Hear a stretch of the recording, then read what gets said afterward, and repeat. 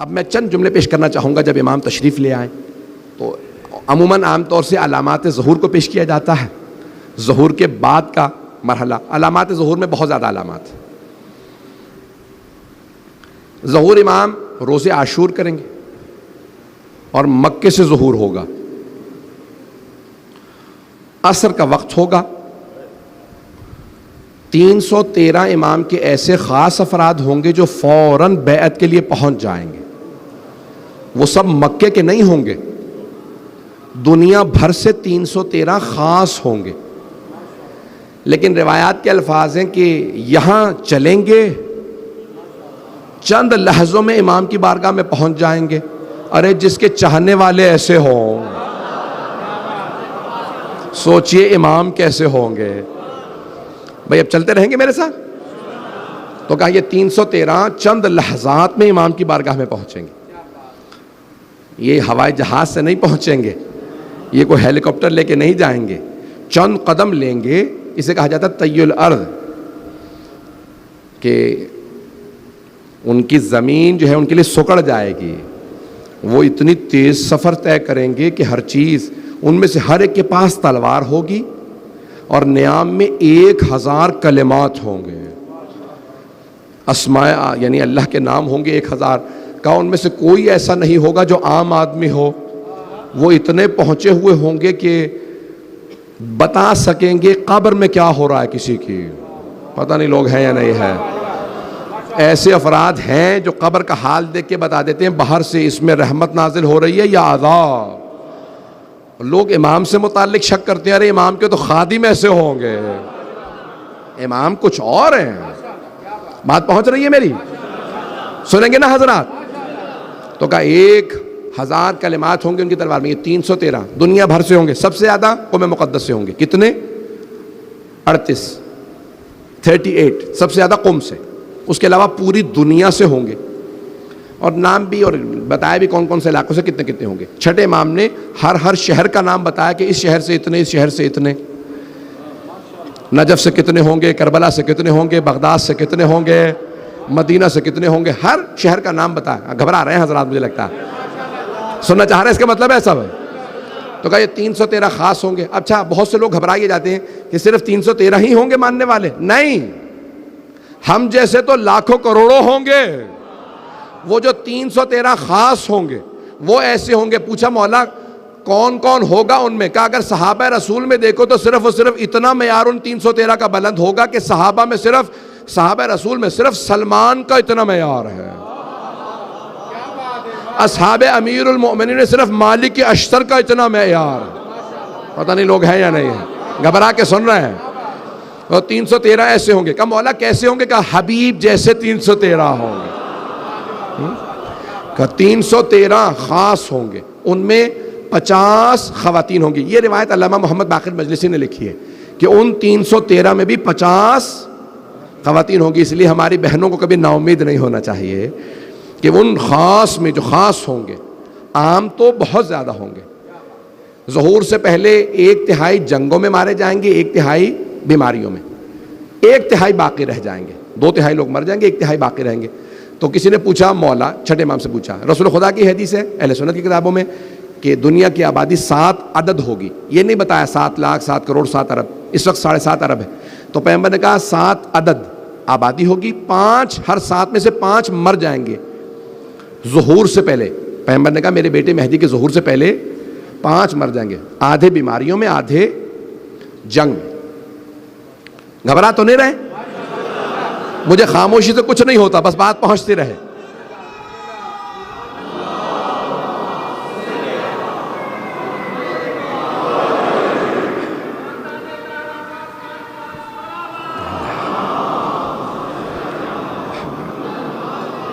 زیادہ وقت نہیں لوں گا، بس زیادہ زحمت نہیں دوں گا. تو کہا کہ 313 خاص ہوں گے.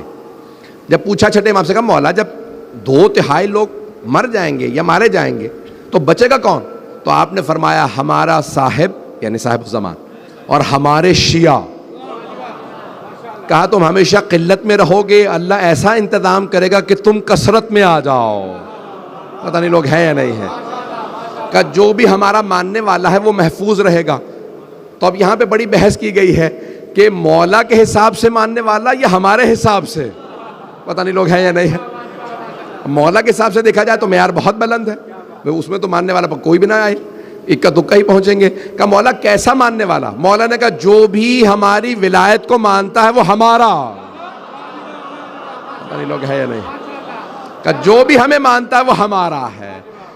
کہا مولا کیا معیار ہو؟ مولا نے کہا کہ ہمارا بے عمل بھی ان کے بعمل سے افضل ہے۔ میں یہ لائسنس نہیں دے رہا ہوں گناہوں کا، لیکن اس کو کبھی بھی اپنے کسی گنہگار بھائی کو بھی توہین نہ کریں، میں اس لیے یہ بات پیش کر رہا ہوں۔ کہا کہ ہمارا بے عمل بھی ان کے بعمل سے افضل ہے۔ کہا مولا کیوں؟ کہا کیونکہ وہ ہمارا، جو ہماری ولایت رکھتا ہے وہ ہمارا ہے، جو مانتا ہی نہیں جتنا مرضی عمل کرتا جائے، جو مانتا نہیں کچھ قبول نہیں۔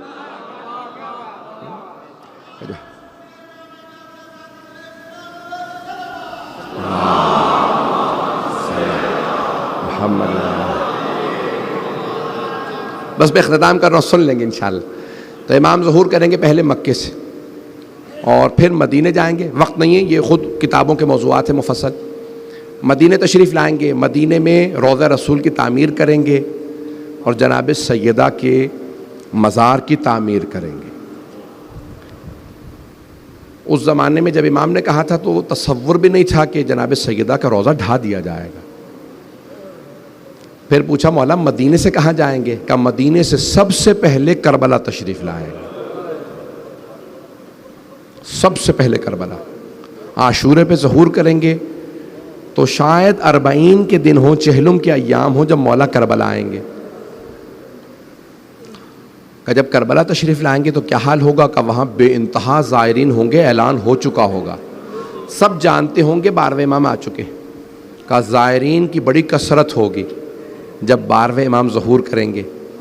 کہا لیکن جب ظہور کرنے کے بعد حرم جائیں گے تو ایسی کشش ہوگی حرم میں اور امام زمانہ میں کہ امام کے لیے خود بخود راستہ بنتا جائے گا، یعنی لوگ راستہ دیتے چلے جائیں گے۔ کہ ایک مرتبہ صاحب الزمان جب حرم میں جائیں گے تو دروازے کھلے ہوئے ہوں گے، یہاں تک ہے کہ جب ذریعہ مقدس پہ آئیں گے تو امام کے لیے ذریعہ مقدس کا دروازہ کھل جائے گا، 12ویں امام کے لیے ذری کا دروازہ کھل جائے گا، آپ ذری کے اندر جائیں گے۔ اگر دیکھ سکے تو سب میری طرف دیکھیے گا، یہ بہت بڑے ایک عالم کے ادرس ثانی کے وکیل کے جملے، وہ کہتے ہیں کہ جب امام زمانہ حرم کے اندر جائیں گے ذری کے دروازے کھلیں گے، امام زمانہ ذری کے اندر چلے جائیں۔ جب ذری کے اندر جائیں گے تو سب امام کو دیکھ رہے ہوں گے اور اونچی اونچی رو رہے ہوں گے۔ امام ایک مرتبہ اپنے دونوں ہاتھ اعجاز سے، معجزے سے قبر مطہر کے اندر ڈال دیں گے۔ کس کی؟ سید الشہداء کی۔ دونوں ہاتھ قبر مطہر میں ڈالیں گے۔ جب دونوں ہاتھ قبر کے اندر ڈالیں گے تو ایک چھوٹا سا لاشا اٹھائیں گے، ایک چھوٹا سا لاشا اٹھائیں گے سید الشہداء کی قبر سے، لاشا اٹھائیں گے، لاشا اٹھا کے سینے سے لگائیں گے اور پیار کرنے کے بعد ایک مرتبہ روتے ہوئے مجمع سے پوچھیں گے بتاؤ اس بچے کا کیا جرم تھا، اس بچے کو کیوں تیر مارا گیا؟ یہ جناب علی اصغر کا لاشا ہوگا۔